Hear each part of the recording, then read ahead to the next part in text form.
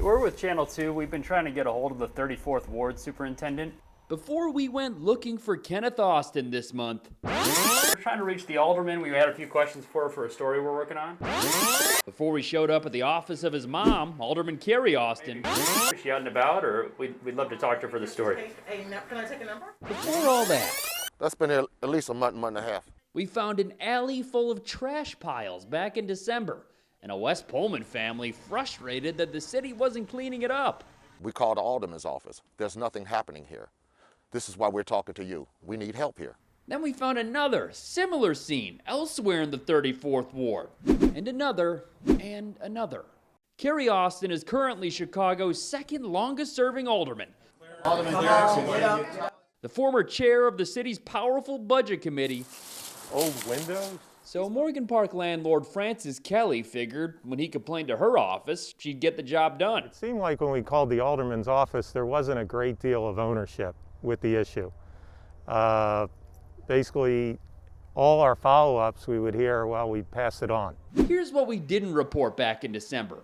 A source told us Carrie Austin's ward superintendent, her son Kenneth, had recently been suspended for issues related to the trash problems. We couldn't confirm the punishment at the time because the Department of Streets and Sanitation told us in an email Kenneth has not been suspended for this and is not currently serving a suspension. Something didn't smell right, so we kept digging, and I filed a public records request for his disciplinary files. Sure enough, he had been suspended in the fall of 2020. The reason listed? Absenteeism, AWOL, other violation of city policy and rules. You heard that right. In the ward with the fourth most fly dumping complaints in the city, one of the top people in charge of cleaning up the trash was suspended for absenteeism. It is frustrating. It's our tax dollars. That week-long suspension was in September, right in the middle of Kelly's struggle to get this lot cleaned up.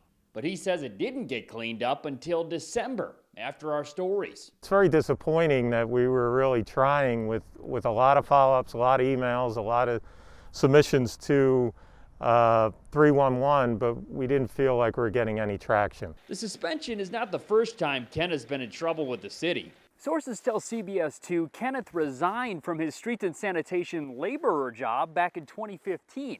That was after an inspector general investigation found that he'd gotten a crash in a city vehicle and had another employee cover for him because Kenneth's license was suspended. His mom brought him on just a year later as her assistant before moving him up to ward superintendent in 2017, where he now earns $86,000 taxpayer dollars per year. Well, everyone deserves a second chance. Everyone deserves, an opportunity. But everyone in the city, I think, who works for the city has to be accountable and take responsibility. So that brings us to February 2021. Once we learned of the suspension, we wanted to ask him about it. But the Streets and Sanitation office staff said he was out in the field. Could I leave a number? You guys can let him know I'm trying to find him. His mom has publicly defended hiring relatives in the past, so we wanted to hear her thoughts on the suspension. But her chief of staff, Chester Wilson, said she was out of the office and busy. Did you guys know that he was suspended?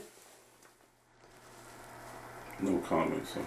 Back in December, the alderman did talk to us on the phone about the fly dumping before we knew about Kenneth and his suspension. Isn't there a ward superintendent or somebody who should be going around looking for stuff that's this obvious? No, that's not a routine of the ward superintendent that I'm aware of. According to a job description, that is exactly what a ward superintendent is supposed to do. Among other tasks, survey overall conditions in the ward, assessing cleanliness of ward areas, and identifying need for additional city services. Can we meet her somewhere? That's up to her. When I went back this month, Alderman Austin was apparently not in the mood to chat. Do you think we could expect to hear from her today, or? When we checked back at 4 p.m., Wilson motioned for me to leave as he closed up shop. I never heard back from either Austin. Looks like it's just a pile of wood. We did find more piles of trash dumped in the ward, buried under the snow. We got a car bumper here, and Kenneth apparently hadn't spotted these yet. Tim McNicholas, CBS 2 News. Streets and Sands spokesperson says they can't comment on individual personnel issues. We should add the city disciplined several Streets and Sands employees following our earlier stories. Meanwhile, Alderman Austin has other problems on her plate. Her campaign committee is facing a $145,000 fine from the city for attempting too large a donation, rather accepting one, from a construction contractor.